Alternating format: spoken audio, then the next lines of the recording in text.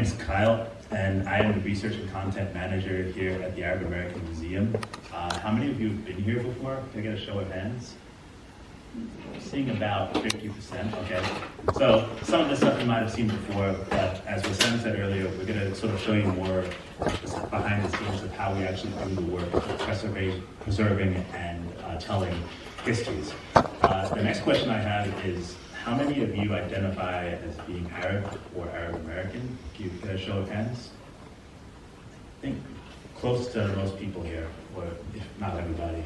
Okay, that's good to know. We just want to know for our own purposes who's coming here, how we can sort of change our language to make it appropriate for Arab Americans or for non-Arab Americans.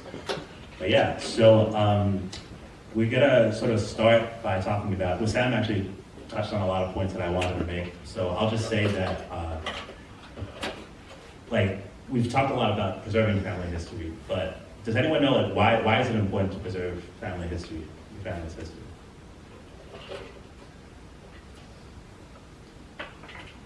If no one knows, I can give a personal anecdote. So I'm not Arab American, but I have immigrant parents, and when I was about your age, all I really wanted to do was play video games. And so I'd often go to my grandparents' house, but I would just play video games while they were doing something else, watching TV. And 2010, about 14 years ago, my grandmother passed away. And when that happened, I sort of realized, wow, there was so many stories that just disappeared when she passed away. Thankfully, my grandfather, he lived 10 years later, and I sort of got interested in preserving his history. So I would do oral histories with him. He's from Jamaica, so I would ask him about what was life like in Jamaica. And our family would actually get him to sort of give us his documents that are from Jamaica from when he went to technical school. And so when he passed away in 2020, we had this whole archive of basically his life. And it's really our family's one of the most important possessions.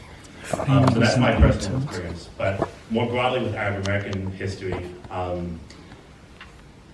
there is, of course, right now there's events going on in the Middle East right now, and there are certain people who are trying to deny Arab history in the Middle East, and so we do. I think a way of resisting that is actually to preserve our own family histories as well. To say no, we have family here, we have history here, etc. So we'll talk about that a bit more in the tour and in the workshops we're going to give to you guys. But first, let's do a really brief introduction. Again, I'm Kyle. I work as a research content manager of the Arab American National Museum. Hi, I'm Deanna, and I am an educator here at the museum. Hi, hello, my name is Dina Sardine. I am a curatorial specialist here at the museum. Excited to be here with you folks today. Hi everyone, my name is Shazan Najim, and I'm a community historian here at the museum, and my main focus is oral histories, so we'll be talking about that soon. Good to have you here. My name is Erica. I'm also a curatorial specialist with Dean. I work a lot hands-on with objects, and I'm really excited to share some of our knowledge with you today. Cool. So our team here is going to give you a brief sort of presentation until about 10:45, and then we're going to split up into two different groups. One group's going to go and do a tour with Deanna, and the other group is going to go into the library where we have some sort of more hands-on workshop activities for you guys to do. Does that sound good? All right, cool. Thanks for coming in cold, guys. Hopefully you get done before the snowstorm hits. And so let's start with this presentation. Who wants to start?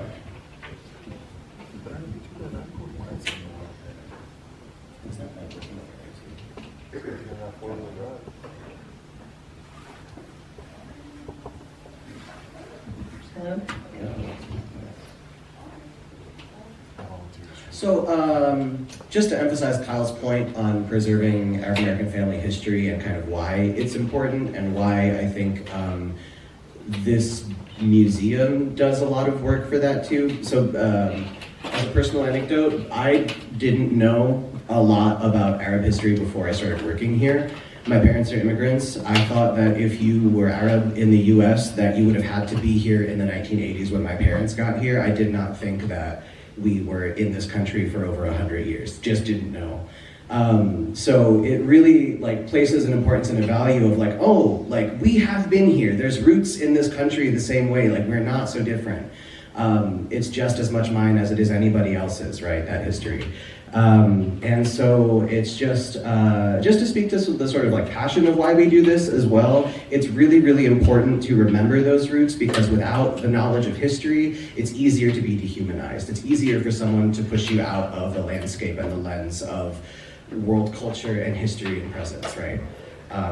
So a little bit about our collections and kind of a big picture what museums do. All of the stories that we tell in our exhibits on the second floor, they come from people's lives, their actual lived experience, and we do that storytelling through the use of objects and collections. So in a lot of cases, what you see in our exhibits and in any museum you go to is only like 5 to 10% of what the museum actually has. There's so much more in the actual collections of the museums, and I think Erica can speak a little bit more to that. Yeah.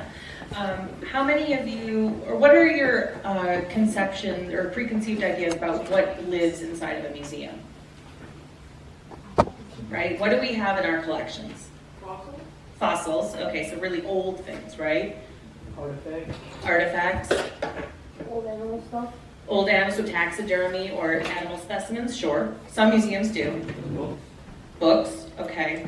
Do you think these things are, or a lot of museums have really famous paintings, right? Yeah. Those things usually are very high value, right?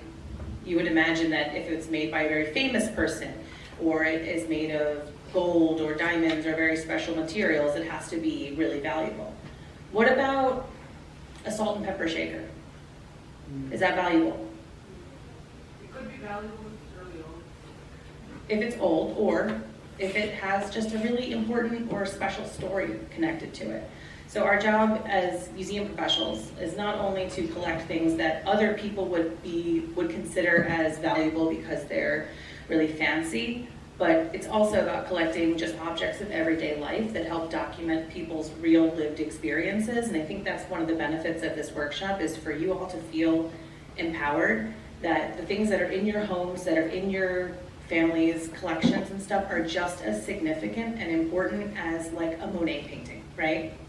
So yeah, we only typically have on display 5 to 10% of our collection. Our collection is almost 10,000 items. That includes photographs, objects, archival materials, so personal papers and documents. And so this is our landing page that you can use to find out more about what is in our collection. We also have the library upstairs, which has the largest collection of Arab American published material that we are aware of. So this, I think, speaks to a little bit what I was talking about, what is historical value. It doesn't necessarily have to be something that cost a lot of money, that's made of really special materials. It just comes down to what is the experience that it tells. That's our job as museum people, is to tell stories, essentially. And we just use the objects, like Dean said, as like a conduit to do that.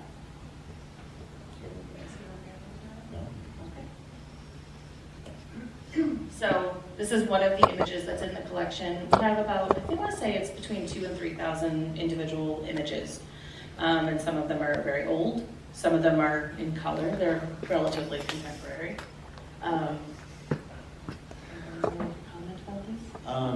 The photos, I think, are some of my favorites that we have in the collection, just because they, I don't know, it's like a really easy souvenir of a certain kind of time.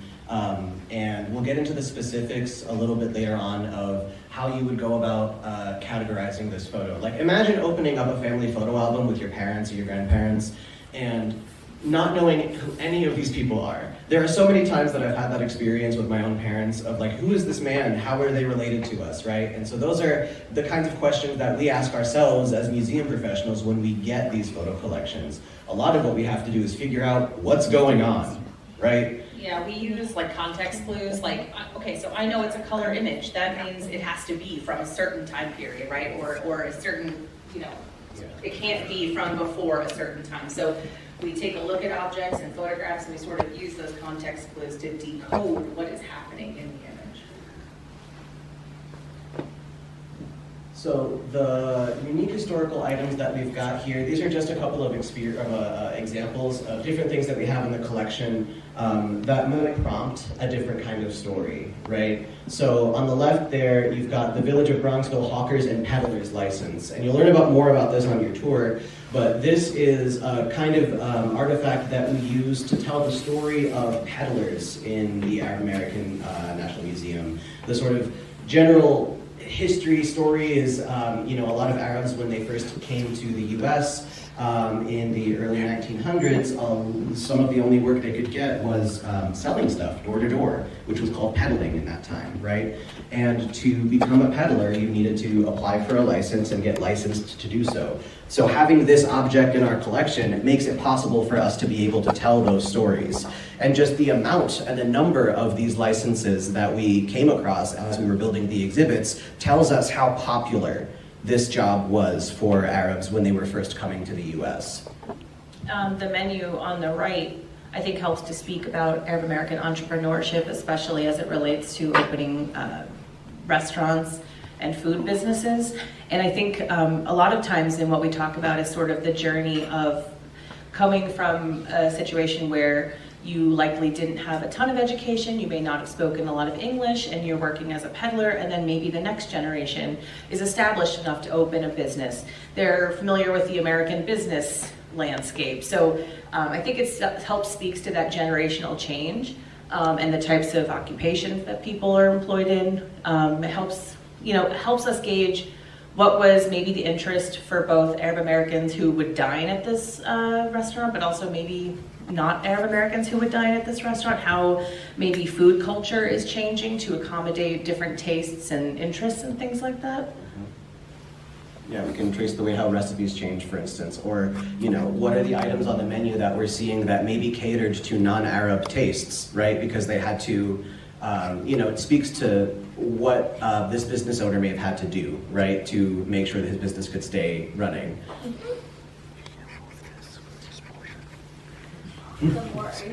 Yeah, a couple more items. So, as we're walking you through all of these topics, what are we doing? We're talking about what they mean. We're talking about the people who own them. We're telling you their story, right? And when you start to think about your oral history project in the future, think about using different photos, items, mementos, souvenirs that you might have, your parents, your grandparents might have, that you maybe have always wondered about, right? Where did this object has been in the home for as long as I can remember. Where did it come from? Why is it here? What does it mean? And I think sometimes that's a really good starting point when you're talking with somebody in your family, especially maybe someone who's older. I know sometimes people can be a little bit cagey. They feel either that their story isn't that important. My story is just like everybody else, so why is it worth telling? Or it feels personal. Sometimes people don't like sharing a lot of personal information. So sometimes starting off with a photo or an object, something that's pretty basic, can be like opening the door to deeper conversations about your family's history. We're talking about like decoding. We're lucky in this top photograph. Somebody wrote the date. That's super helpful. Otherwise, we would just sort of be taking a shot in the dark based off of like what we know about what did people wear at certain times, what were certain activities they do. And then we have things like as contemporary as like a Scooby-Doo, stuffed animal. I think was the voice actor? Casey Kasem. Casey Kasem? Yeah.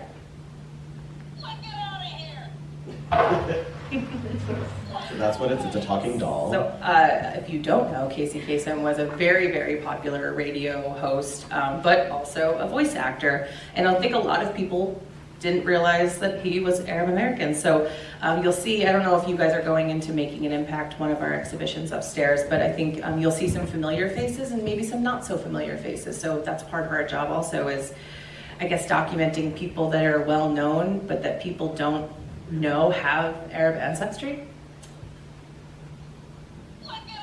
And that kind of cues us up to Shada to talk a little bit more about oral history. Sorry about that.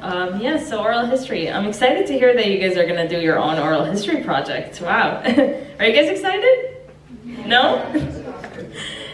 So first, I just want to kind of define what oral history is. So do we have any idea what it means? So I'm just gonna tell you because let's go into it. Okay, so oral history, defined by the Oral History Association, is a field of study and method of gathering, preserving, and interpreting the voices and memories of people, communities, and participants in past events.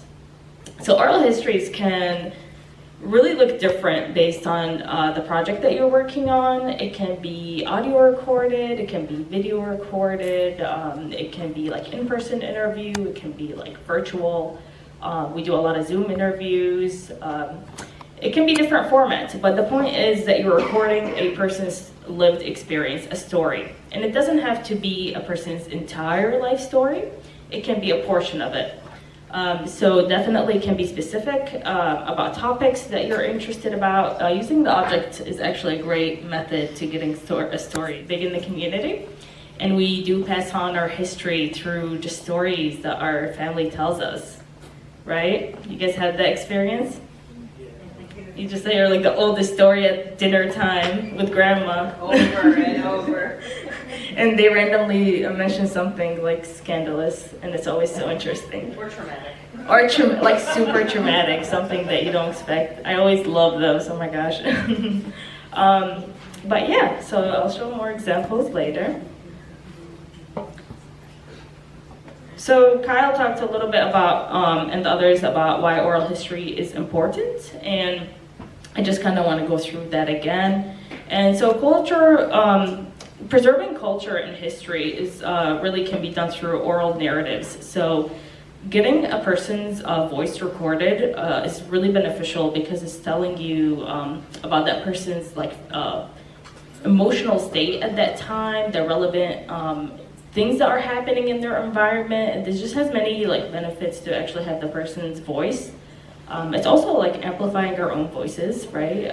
Telling our own story in our own voice. How powerful is that? And not having others tell your story for you. So I think it's very important. And we talk a lot about older people doing oral histories, but you guys, young people, can definitely do them too. You have a lot of life experience already, and you've been through a lot.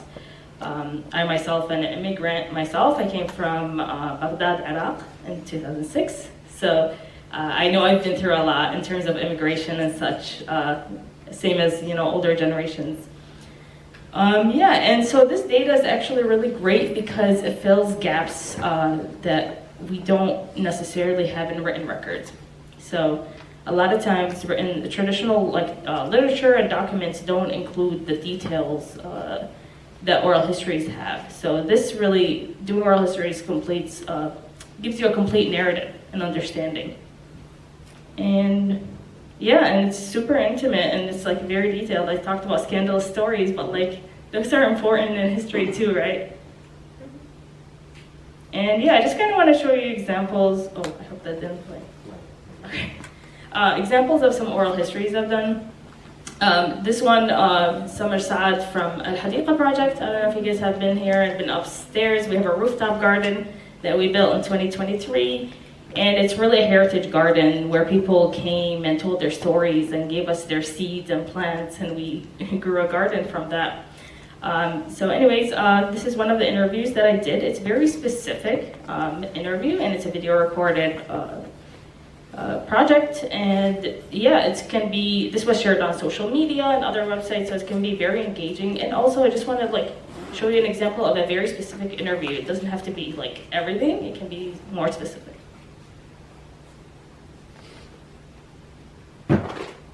Gardening was part of my life growing up.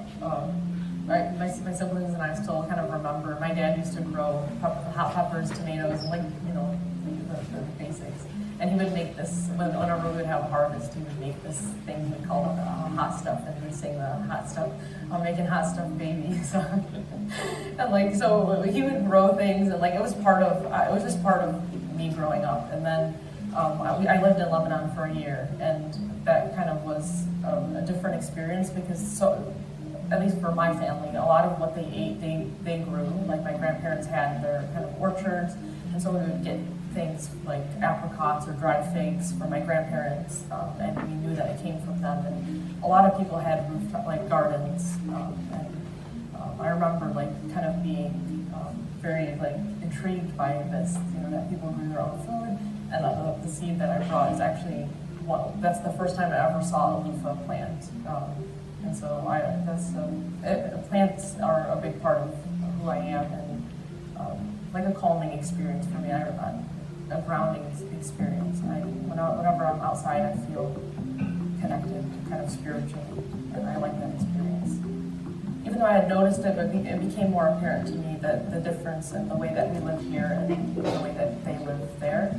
And it was kind of through like reconnecting with sustainability and trying to assess my practices and like really think about, you know, the impact of the things that I do, that I started to realize that some of the things that we kind of gave up as like, you know, children of immigrants when we came here, some of the practices that we gave up were for convenience or fitting in, things like using, you know, plastic loofahs or plastic sponges, just the commercialized soaps instead of the olive oil soaps, things that really our ancestors kind of used that were much better for the environment, that they had always used, and kind of didn't, you know, grew their own things and made sure not to waste, you know. And so those things, as I started to think about what I used here and realized that there were these much better options that ancestors and grandparents were already using, that I kind of tried to make those substitutions. I remember my cousins and my uncle and aunt picked me up, and we were going through the mountains, and they were picking these little yellow flowers and eating them. I just tried to figure out what it was when I had this memory, when I unlocked this memory. It's called Hamida, and it's like, it grows here, you know, those, the little clovers that have the yellow flowers, you can actually eat them. They have, I forgot what they're called, but yeah, and Lebanon, they're called sour grass. That's the translation of Hamida. And so they put them into boulet and things like that. So they really eat like a lot of, you know, they make use of a lot of the natural things that grow, wild things, and you know, but it just feels like I can breathe. I feel like I can breathe much better outside for some reason. And I lose track of time. Like for me, that's like, I know that I'm really enjoying or immersed in something, but I feel like, you know, I can go on doing it for hours and hours. And there's just something about hearing the birds and touching the earth and the smells that just really, you know, it makes me happy. I do see everything as connected, like, you know, that all of God's creations are connected, and like the health of the soil, the health of these plants is like intertwined with the health of me, the health of my community, and so I see kind of gardening and like a restorative practice for myself, or, you know, when I'm grounded, I feel like I can be a better parent, a better, you know, better spouse, better friend, better citizen. Okay, so that was Summer Saad sharing about her journey with gardening and green spaces and sustainability. And we really get to learn through this short clip. This is a longer interview, but this is just a clip from it. But we really get to learn about her feelings towards Earth and this practice and hobby that she has. And it's very meaningful to share also her memories of, like, you know, her ancestors and her grandparents doing this type of work. So these stories really gave meaning to our garden and to a whole space that we have. And it's really the foundation of the garden, I would say. So like, this is an example that you can do something simple. It can seem, you know, like an everyday thing, like, you know, your hobby, your gardening, your art making, your, I don't know, even playing video games. Maybe you can share about those experiences, and those all add to your life story, right?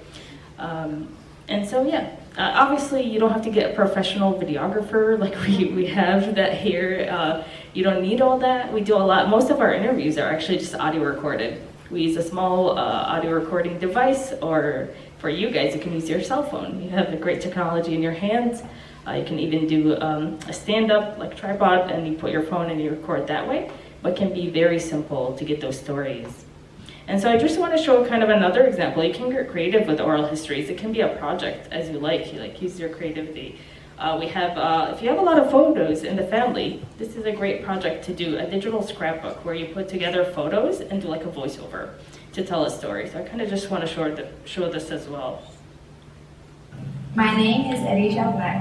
I will be telling a brief story of how my family came to the United States, how my father opened up his first business, and how both my parents gave me and my siblings the gift of education. 1996 was the year my father's dreams began to come true. That was the year my father first came to the United States. He went there before us in order to establish a solid lifestyle to bring us home to. Once he established a home for us, we followed him to the United States. It was 1999. I was 8 years old, my brother Faris was 6 years old, and Muhammad was 3 years old. My parents' choice to immigrate to the United States was solely to give us a better future and the opportunity to go to school and college, to which they were unable to do because of the circumstances that was overseas. My father got into the car business. He first opened up a local business in Flint, Michigan, progressing to becoming an international businessman. My father's success encouraged us. The encouragement is what drove my brother Faris to become a doctor. He is now a medical student in Chicago. I am able to pursue my dreams as well. I'm currently going to school for radiology technology. My brother Muhammad just started his first year of college, and my two younger siblings, Hamza and Adam, who were born here, are still in grade school. While growing up in the United States, I found it hard to hold on to my Arab heritage.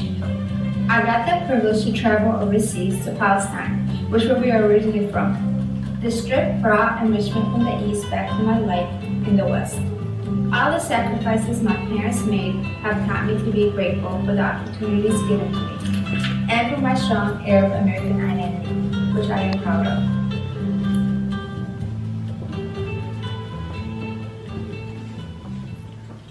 Okay, so did you guys like that one? Isn't it nice to have visuals, right? Yeah, so I didn't include this in the slides, but I just kind of quickly, if we have... Gardening My was name? part of Nope, sorry. Do you have time? Yeah. Okay, I'm just gonna quickly go over the process of doing an oral history interview. So what do you think the first step is of doing an oral history interview? In the back?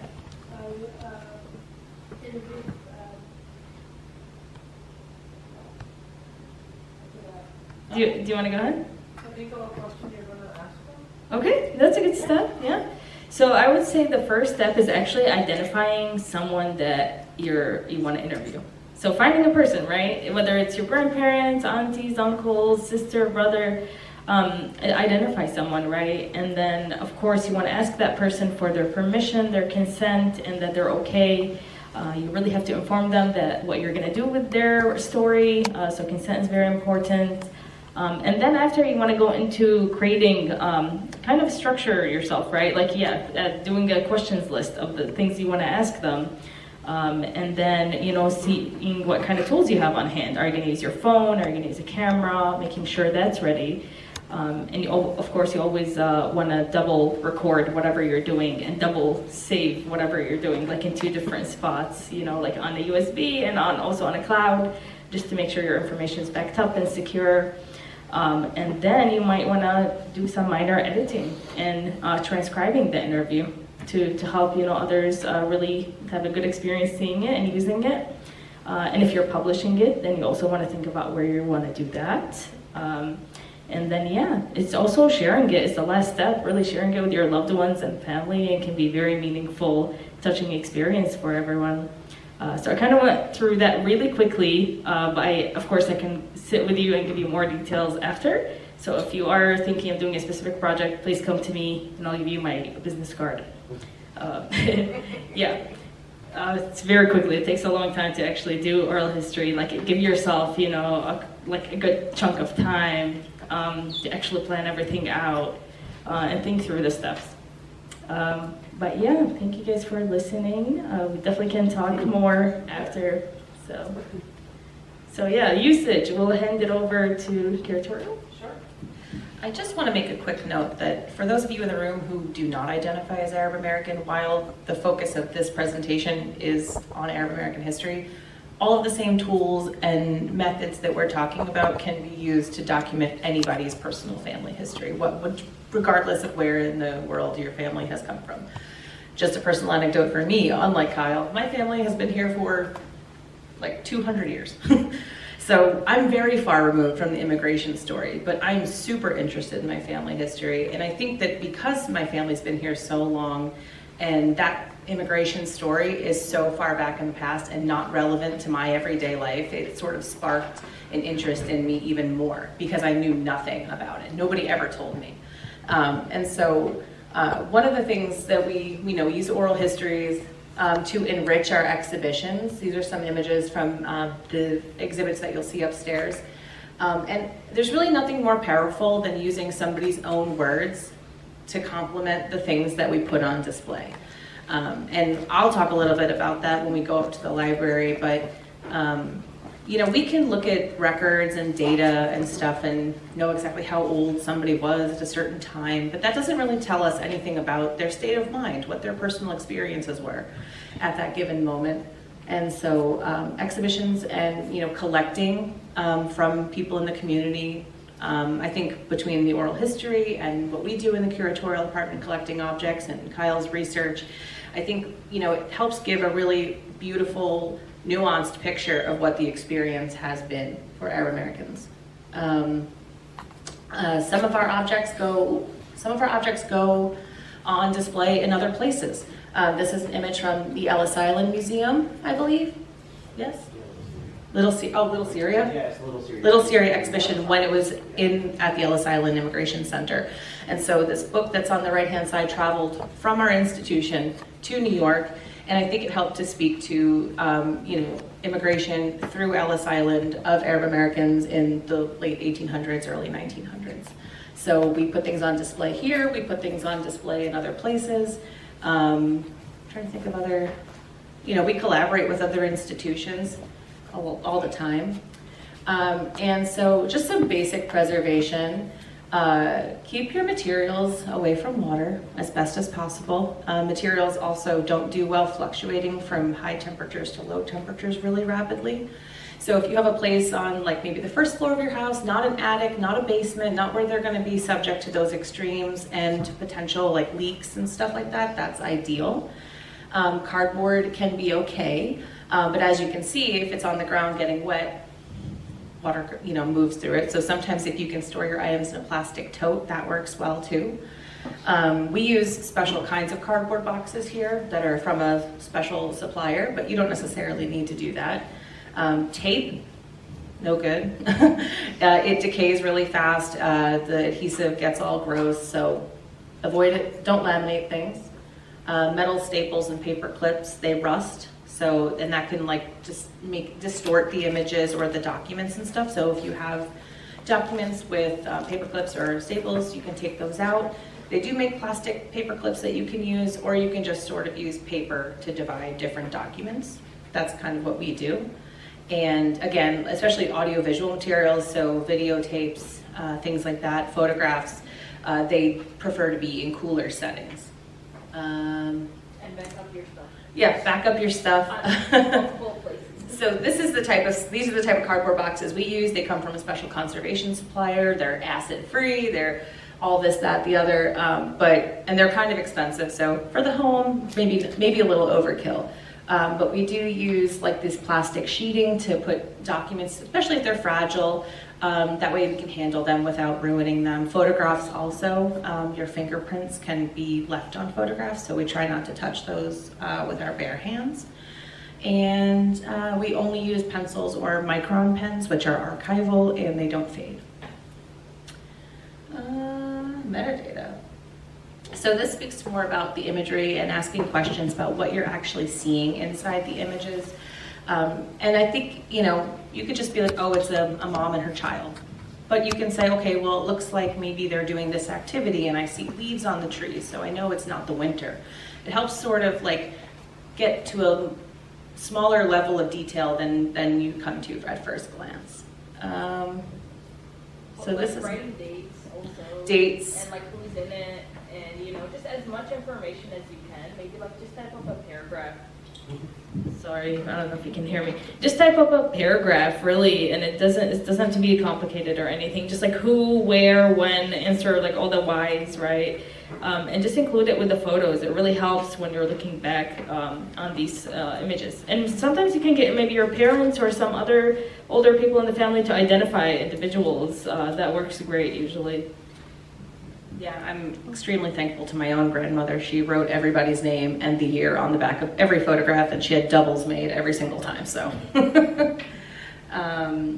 so this is an image of one of our storage rooms, the main one that we have, and you'll see we have this compact shelving on the right. That's where all these boxes and items are stored.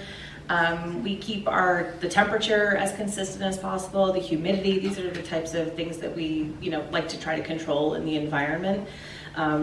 It's a fact that, all objects decay. Our job is simply to try to slow that down a little bit using what our abilities are, which is including temperature and the proper storage environments and enclosures. When people approach us about donating, we usually have them fill out a form that just asks a lot of those questions about who, what, where, when, why, those like journalism questions that I'm sure you're all very familiar with at this point in your school careers.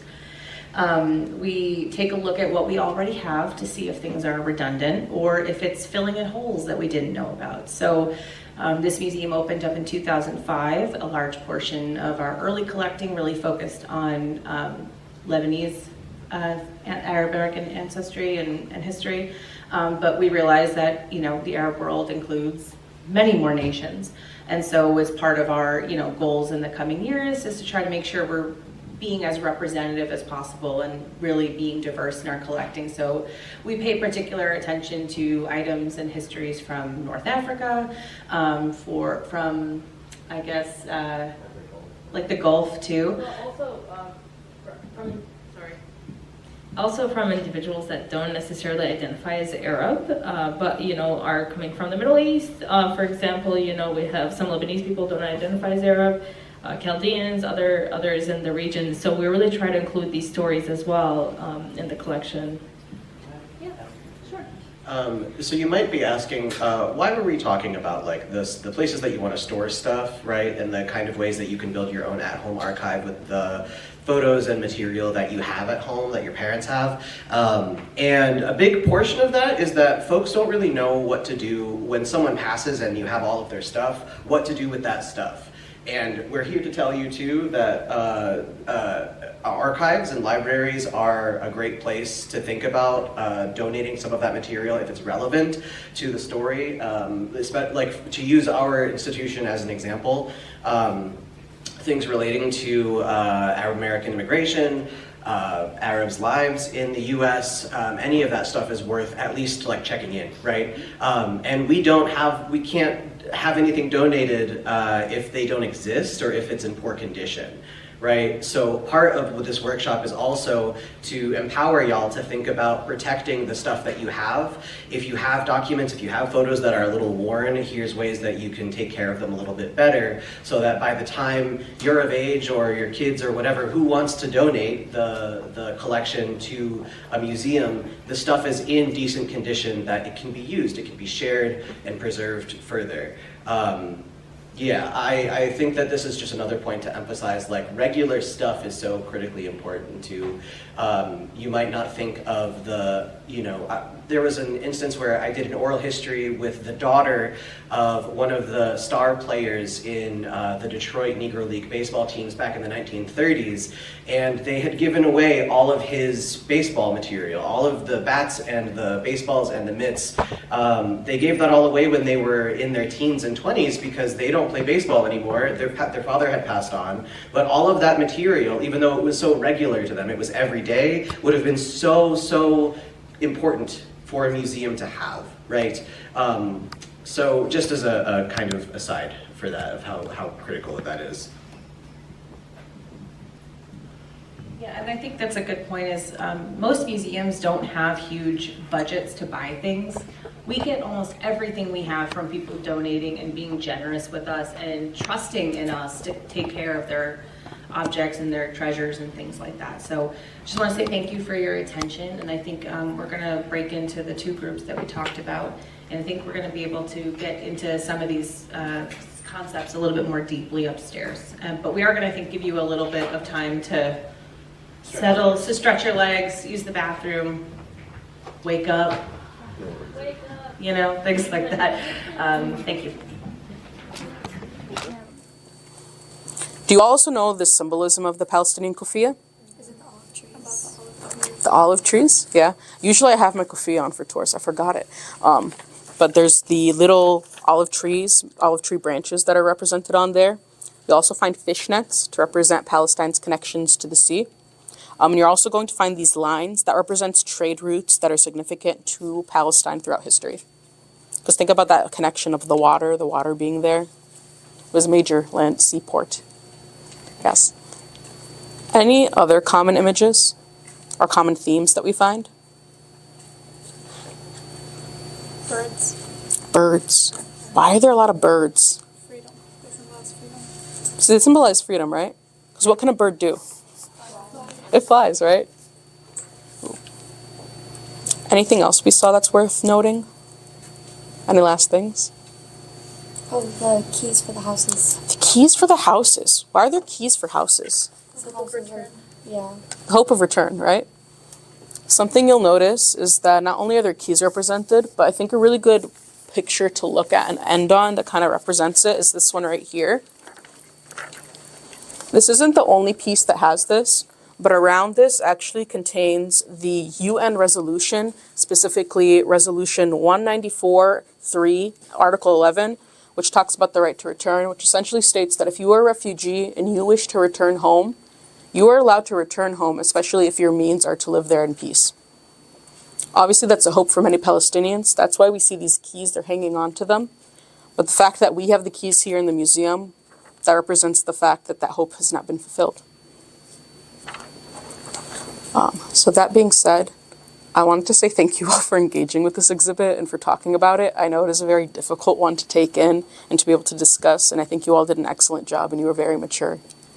Yeah. Alrighty, so with that being said, I'm going to take us to the second floor. So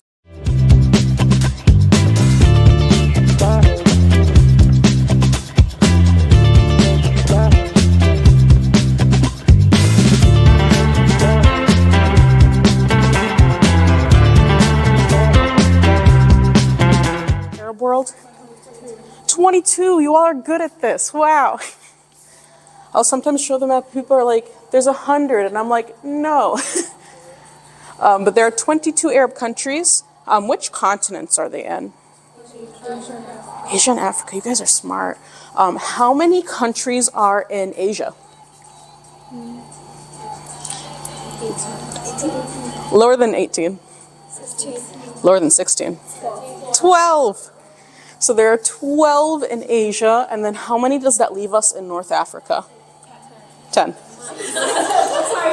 It's okay, I'm not the best at math either. But yes, we have 12 in Southwest Asia, and then 10 in North Africa. The reason why I call it the Arab world, and I'm not calling it Middle Eastern, do we know what the distinction between Middle East and Arab world is? Yes, the Middle East leaves out North Africa, so that's why I'm not calling it the Middle East. Another thing is that when we talk about the Middle East, maybe this is the one that tells me. Well, it might show you in a little bit, but the reason why I don't also refer to it as the Middle East is because a lot of countries that are included in the Middle East, like Afghanistan or Iran, those are not Arab countries. Do we know why they're not Arab countries? What languages do they speak there? Farsi. Persian or Farsi, right? Those are not, their official language is Arabic. Because one of the big things when it comes to being an Arab country is that you have to be able to speak, Arabic has to be one of your official languages. Do we know what might make an Arab country besides the language? Not religion. Culture. Your culture, their way of life. That's also another thing that makes an Arab country an Arab country. Obviously, culture isn't going to look the same. For example, across the Arab world, people wear kufiyas, right? but the designs on the kufiya, it's different from country to country. The colors too. For example, in Iraq, what are the colors of the kufiya that people usually see? Red and white. Versus Palestine, where it's usually black and white, right? So that's one common example. And then the last thing is membership in the Arab League, which nobody ever guesses. But have you all ever heard of the phrase Dua al-Arabiya? Yes. That's essentially the Arab League, just in Arabic terms.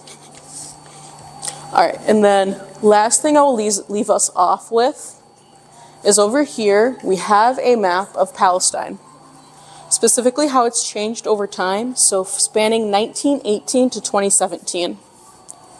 Now, a lot of these go back to different events that we can think of that happened in Palestine. Do we know what some of these events are? Al-Nakba, what year did that happen? 1948, yes. So 1948, well, we see 1947. You'll notice that Palestine, for the most part, in the blue, it belongs to Palestinians. And the black is essentially what was given to Jewish settlers that were coming in that would eventually become what we call today Israel.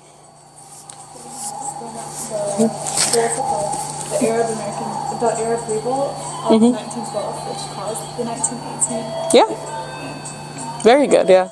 So the Arab Revolt of 1912 is something that also led to like the British intervening and deciding this is how we're going to partition the land.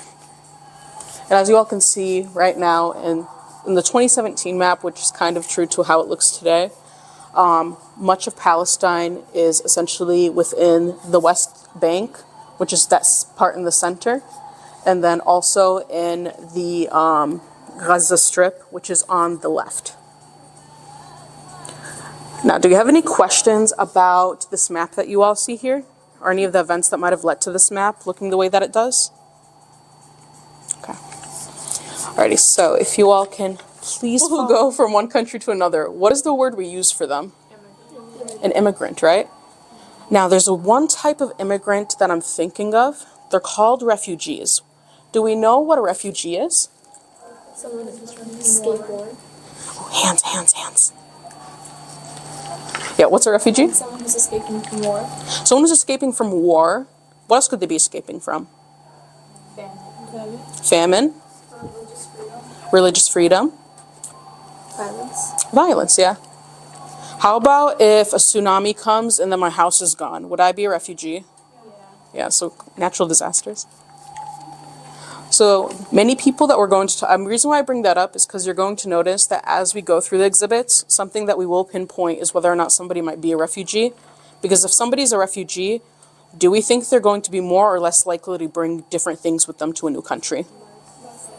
Less likely. You don't really have much time to really sit there and think, okay, what can I bring to this new country? Now, are there any items that stick out from the stuff that's behind me? The Arab instruments. Ooh, the Arab instruments. What instruments do we see represented? A drum. What is it called in Arabic? A tabla or derbeke. Yeah. What else do we see? Does anyone know what this is called?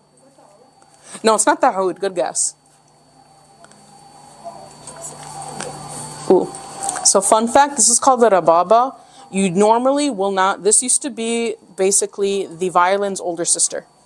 So before the violin was a big thing, people in the Arab orchestra were actually playing a rababa. So as you can see, it doesn't look much like a violin, but the sound is there. Any other things behind me that kind of stick out? Yeah? Suitcases. Now, these suitcases, do they all look old or new or kind of a mix of both? Kind of like a mix of both, right? So remember how earlier Dean, with curatorial, mentioned that he thought that everybody who came to the U.S. that was Arab came here like 100 years ago? Or in the 80s? This is kind of meant to represent the fact that like some people might have immigrated like back in the 80s, kind of like his family did. Or they might have come in like 2017 and they might have just brought their little transport backpack with them. Any other things that stick out to us? Yeah. The toys. Do these toys look like the toys your little brothers and sisters play with, or do they look kind of old? They look pretty old. These are from the 1980s. They were brought by a young little Lebanese girl that was coming from the Lebanese Civil War to the U.S. So she was able to bring some toys with her. And now they're here with us, and they kind of look scary, but that's okay. All right. Any questions before we head on to our next part? All right, follow me.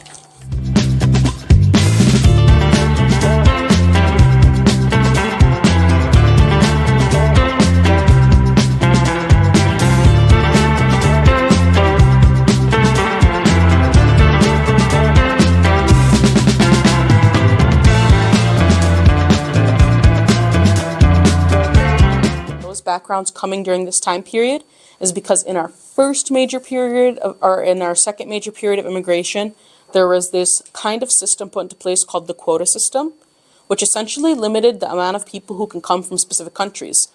The way it looked is that if you were coming from, let's say, Britain, you had a higher number of people who could come versus if you were coming from a country in Asia or Africa, much lower number of people who could come.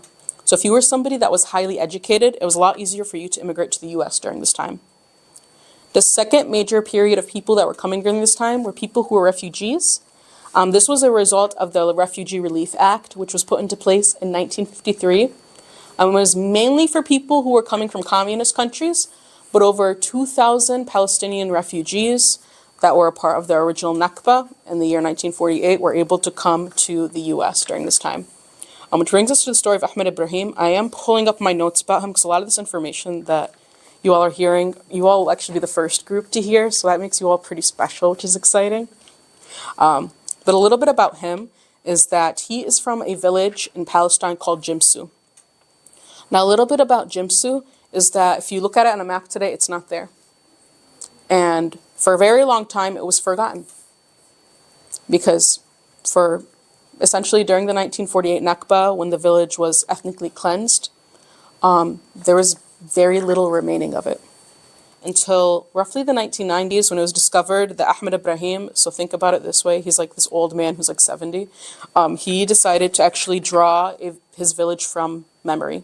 Or it was discovered that he drew his village completely from memory. Until roughly the 1990s when it was discovered that Ahmed Ibrahim, so think about it this way, he's like this old man who's like 70, he decided to actually draw his village from memory. Or it was discovered that he drew his village completely from memory.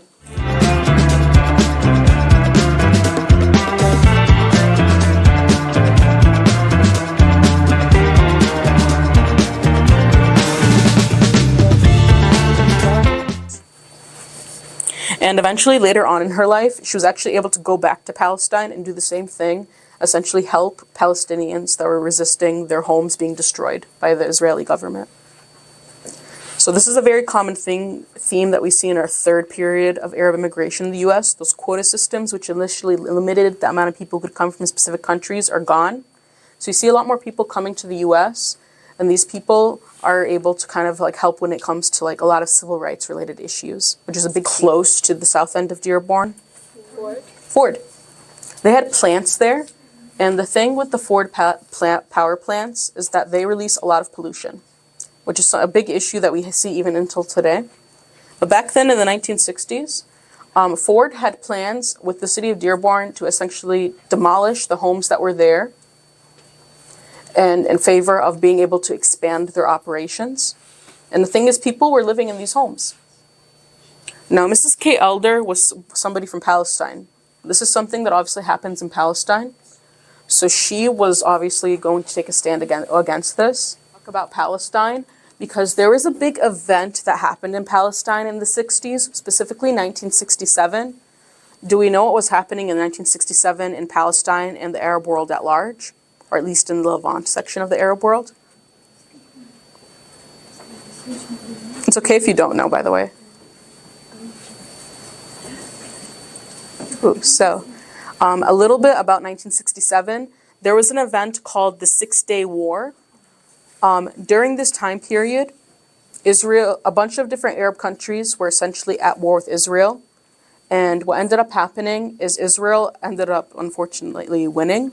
And so a lot of the land that belonged to these different Arab countries was actually won by Israel, and then Israel, after those 6 days, And then what ended up happening is eventually a lot of this land was given back. However, a lot of the Arab countries were more resistant to being able to essentially battle Israel. And then a lot of Palestinian land was lost following this. So that's why 1967 is a very significant year when we talk about Palestine. Over here, we see a specific type of garment. Does anyone know what it's called? A thobe, right? The thobe is worn, what type, is the thobe worn by just women or just men? No, it's worn by anybody regardless of their gender, right? Now there's a couple of there's something that makes the Palestinian thobe distinct. You're going to notice that there's a lot of different symbols on it. What are some of the symbols that we see embroidered onto it? Al-Aqsa. What is Al-Aqsa? It's a very holy site in Palestine. It's a mosque, yeah. What other things do we see here? The flag of what country? Palestine, yeah. What else do we see? Tatriz. What's tatriz?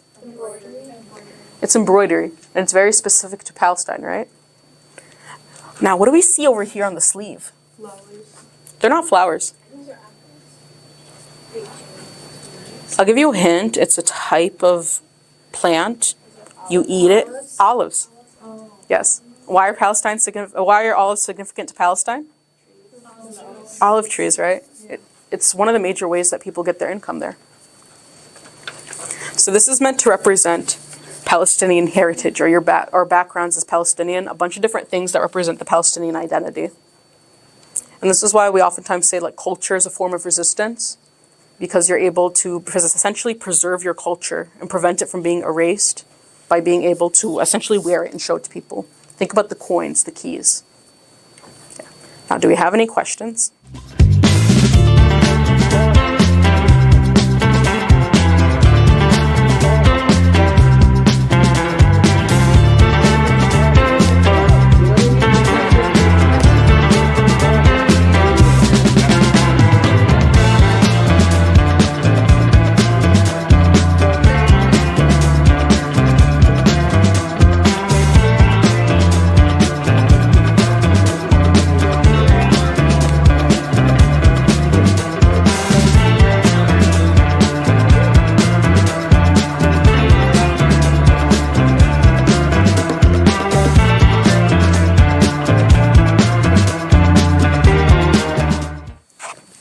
Hi, my name is Kyle Winter Stoner, and I am the Research and Content Manager at the Arab American National Museum.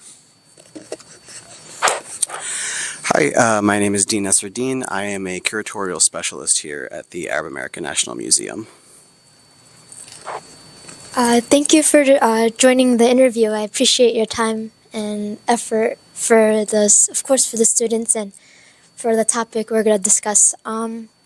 For when it comes to like preserving history, what do you think? Why do you think it's really important for like anybody? Doesn't matter ethnicity or whatever. Yeah, I think it's because we at the Arab American National Museum are very interested in individual histories. We try to push back against this idea that history is sort of produced by a few great men. And instead, we really want to focus on the individuals that have their own stories to tell about a place or a time. And so we think it's quite important to do outreach to find individuals who often think that their histories aren't important, but we try to emphasize that their perspectives are important because they can tell us something about a time period or place that we would not have known otherwise. And so, yeah, that's one of the major reasons. Dean, you want to add anything to that? Yeah, I think that's the big picture idea for sure. I think there's a lot of power in personal narrative. I think that especially not just Arab American, but anyone coming from a background that has been like historically marginalized or historically, had their stories told for them. When we think about history not as like actual things that happened, but history is the story that we tell ourselves over and over and over again, whether or not it's true, right? Sometimes. And so a part of our job as historians is to kind of hold both of those truths at the same time. We look at the record, the documents, the things that people keep that tell us for certain, in some cases, what happened when. But then you also have to take into account the stuff that never gets recorded, right? We talked a lot today about, the role of museums is to not only tell stories, but protect and preserve stories for the future. And we can only tell the stories of the artifacts and the objects that we have.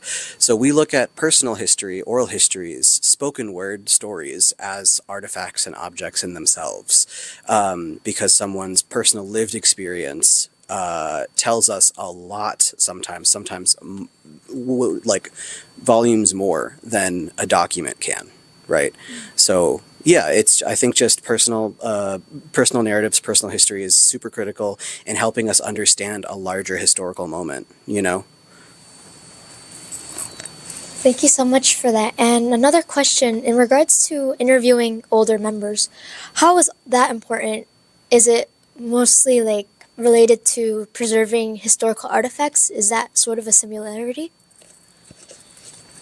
Yeah, I mean, particularly for older members of any community, they are sort of the guardians of sort of older forms of knowledge, older ways of life that are, especially as sort of technology advances at a faster and faster rate, are slowly disappearing. And so I think it's absolutely essential to interview older members of the community. I know from my personal experience, I've interviewed my grandparents before they passed away, and I'm very grateful for that. And likewise, as they are also speaking about the rushing advance of technology, I feel like, at least my grandparents' generation, potentially our parents' generation too, they're sort of the last generation that still has like physical objects more, as more and more younger generations are used to everything being digital. And so as a result, with one regard, sort of physical objects are, you could argue they're more ephemeral and more potentially they could potentially be destroyed by fires and waters. But in another regard, they're also a lot more long lasting if they're preserved properly. When we have everything on a cloud and on the internet, instead of documenting all of our experiences, those are reliant on certain platforms that we assume that it will be there forever and have infinite space, but they might not be one day. So as we're sort of thinking about like preserving older families' histories and sort of trying to make the use of both their physical objects, but then also digitizing them as well on the cloud, so we have sort of all the bases covered in a way. So it's not purely on the cloud, but it's also not purely in the physical world as well. Yeah. I think there's a lot of like sort of museum value, professional value in recording the oral histories and stories from older folks and our older generations. But even just on like the most like bare emotional human part of it, when someone passes, their voice is often the first thing in your memory to leave you. You'll forget how they sound. And so I think that inherently it's an incredibly powerful artifact to have someone speaking their own story in their own words, in their own language. Just inherently, to hear stories from your grandparents' childhood growing up in their own words means so much more sometimes than having it told to you from your parents even though they're related. It's different to hear someone's story in their own voice. And we think about like the histories and years and generations that have been lost because no one bothered to record it, whether the technology didn't exist. I mean, before we even had the technology, think of all of the stories, all of the history that we've lost. It's like the Library of Alexandria burning down every single time someone dies, right? So it's incredibly critical, like, for our purposes as a museum, but also, like, humanity. I don't know. I think that stuff's really, really important. Oh, yeah. Add something really quickly. So I recorded my grandfather's oral history, and it's on my phone. And I recorded it the year before he died. And I just can listen to that whenever I want now. And I put it on a cloud. And that's like, now that this is, I think this is the first recording of his voice that we had, like some recordings I made. So it's like his voice, presuming that we can keep the cloud alive, it's there for a long time. And so that's I can give it to my kids and they can give it to their kids, etc. So yeah, super, as Dina's saying, it's super powerful actually hearing that voice. And in his case, Jamaican, it wasn't exactly Arabic, but but yeah. And considering that children, like, they'll become more curious about their past. So I'd assume that keeping it, hopefully the cloud would make it that far into the future. I would think it'd be very important for them to hear or like listen to like parts of the past they might have some sort of questions about, you know? Yeah. And following up for the last question, for the students who came to this trip, what do you think would, how do I explain it? How do you think the students will think if it's important for their sake?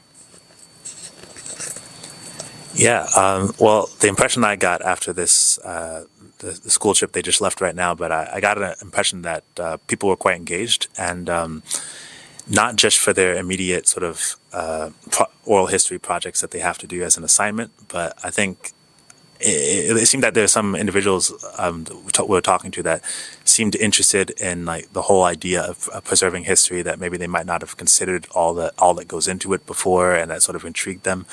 And I think, yeah, I mean, another takeaway is that we definitely do, like, one of the goals of having students here was also to show what, you know, our jobs are as historians, as archivists, as researchers. And this is not something that has to be just associated with an institution. We're trying to, I suppose, empower students to realize that, you know, even if you end up not working in a museum or as a professor or whatever, that you can still be a historian, at the very least of your own family's history, but maybe even beyond that as well. And hopefully we sort of gave students sort of the first tools that they could use to start going down that path. And I got that impression talking to some kids, some students, that they actually were very interested in pursuing that. So. That makes me happy to hear. Yeah, I feel very strongly about the act of like historical and cultural preservation, and I think that the positionality of the person doing the conservation and the preserving is also really critical. So what I mean by positionality is who you are, how you identify. I think that it's entirely possible and very common for two different people to look at the same object and see two different stories. You know what I mean? And so having those different perspectives matter in places like museums, where you're dealing with sometimes pieces of stories, fragments, where you could have something in the archive that looks one way to someone and then another meaning to somebody else completely, right? So you know, museums historically, talking as an industry that's been around, you know, museums come from old, rich, usually white men who have a lot of stuff, and they would often like open their homes to the public to like have people come look at their stuff that they've collected over time. And it does something specific to that story, where it takes it away from the people who actually lived that history, whose culture that thing is from, and puts it in a box, in a case, and it removes the context of that item, of that story. And so one thing that I'm really passionate about is essentially removing the curtain from museum world and museum work. Because even when I was in high school, I didn't know that this was a job. You know what I mean? I didn't know that this was possible. I didn't know that you could do this kind of stuff. Even in college, I studied history, but I didn't know that museums were a part of that too. I didn't know that all of this kind of even more contemporary stuff, actually talking to a human being and recording their history, is also historical research. It's work. But you just don't think about those things because, I don't know, museums have historically been a privileged kind of place to be. And so it's important for folks like myself, who are Arab, who are queer, whatever, people of different backgrounds, to be able to access these positions in these institutions so that someone else can be looking at this stuff, right? Someone else can, I mean, we think about the British Museum and all of the stuff that exists in the British Museum, and the like cultural relevance of those artifacts are in England. They live there, even though it's, you know, Benin, or it's in Turkey, or like the origin of those items folks there are never going to be able to see it if they can't travel. They're not gonna, they're going to lose that essence of their background and their culture. So we think about accessibility. I think that it's important to also provide different places of education for folks. That's like another part of this too, is some people don't learn in a classroom as well. Sometimes it's better to be learning in a four-dimensional space where you're moving through space and learning in a different kind of way. And we shouldn't only limit those perspectives and like practices, thought practices, to people who pursue higher education. Museums are publicly accessible, right? Anybody can come in through our doors. So. So what did you guys think on the field trip? Oh, it was a lot of fun. We learned a lot. Okay. I thought the field trip was a really fun experience, and it was just a way for us to learn about preserving our culture and our history and, you know. I thought it was very informational because a lot of us have a lot of family that immigrated from other countries, and I think it gives you a whole different perspective and a whole new view of looking at things now. Could we do like a quick introduction before we get started with the questions? My name is Hassan Al-Fatlawi, and I'm the Vice President of Student Government. My name is Mariam Nacha. I am the president of student government, and I've been in student government for 6 years. My name is Jordan Taha, and this is my first year in student government. So how do you guys feel about old family photos and heirlooms now that you've learned a lot of things about how to preserve your family history? I think that I think it's more important now that I know the value of these pictures, and I think it's important that we learned how to preserve them, because a lot of people just end up throwing away old pictures and not really appreciating how valuable they are. I found it pretty interesting of how much everyone's like story really makes an impact on the world around us. I think everyone does truly have a huge story to tell, and even if it's their own personal story, it does affect everyone around them. Like even if it's like a small recipe or just a person being kind to somebody else or the friends that we make along the way, those like little pieces, you know, that's gonna eventually be part of like history, and it's nice to remember things like that so people can't just erase us from the world, you know. I thought it was very cool and very informational because a lot of people have little things around their houses or just in their homes or family heirlooms that have a lot more significance than what you would think that they have. Most people overlook that kind of thing, and I think that this brought a lot of attention to it. I have one final question. What message would you give to the people who want to know more about like historical artifacts and how to preserve them? I'd say definitely go to the museum that we went to. They were very informative, and they taught us a lot, and especially on how to actually preserve them. They taught us how we could preserve them and what to do and what not to do. I think it's very important to look into your family history and just understanding who you are and who your family is and where you came from. And I think it's important to preserve your things. And if you want to learn more about that, you could also go to the Arab American Museum. I think that is something that's very important, and I mean, it's something that anyone can really take interest to, and there's a lot of websites and there's a lot of things that people just carry on around their families, and I think that it's something that everyone should have interest in because it tells a lot about who you are as a person and where you've come from. Thank you to the student government members for giving me the chance to interview you guys, and I hope you guys learned a lot from this trip. My name is Mr. Hernandez. I'm a 10th grade social studies teacher at Star International Academy. I'm also one of the student government coordinators. Yeah. What did you think you learned from this trip for preserving historical artifacts? Yeah, so I learned mostly of its importance. That was the biggest thing that kind of hit me. I understand its existence, and I didn't really understand, even as a social studies teacher, who is someone who teaches students about the difference and the importance of primary sources and secondary sources. I didn't really understand before the availability that we have in our everyday lives to things like that, and it really kind of made me understand or put two and two together that the sources that we have availability to, how important they are to telling our specific stories, right? Like, I've noticed that it's sometimes hard to get students to relate to learning about history because it has nothing to do with them, right? But then you add that second piece of it where now it does have everything to do with them because it's their family's culture, it's their family's story, and how it relates to, you know, how they are here, who they are as a person or as a family. I think it adds that extra layer of importance, and I think that was something that I kind of had like an aha moment with today. Another question regarding to family, like old family photos and old relics you might have at home. How do you feel about them now that you know the value of it? Yeah. Again, another thing that I kind of started thinking about differently today was knowing that those things exist, but ultimately being able to start seeing the true importance of them.